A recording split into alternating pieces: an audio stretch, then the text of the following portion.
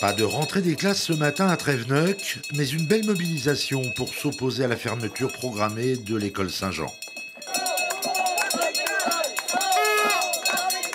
La direction de l'enseignement diocésain a en effet décidé de fermer en septembre cette école qui était la seule de la commune. Et pourtant, les effectifs seront en hausse à la rentrée prochaine, 37 enfants déjà inscrits et sans doute d'autres à venir dans cette localité qui a beaucoup investi pour le bien-être des enfants.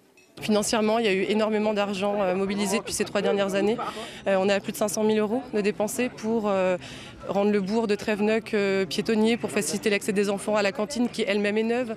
Une nouvelle bibliothèque avec un accès extérieur pour pouvoir lire en pleine nature. L'enrobé ici dans la cour a été fait l'année dernière, les nouvelles fenêtres aussi. Tréveneuc a reçu le label de la Villette l'année dernière pour l'éco-quartier, donc on est vraiment sur une phase ascendante au sein de la commune. D'ailleurs, en 2017, Tréveneuc était cité en exemple pour le lancement des opérations de revitalisation des centres-bourgs et centres-villes. Alors, monsieur le maire se sent aujourd'hui trahi et dénonce les discours de façade. On parle d'aménagement du territoire, c'était bien l'objet de cette opération.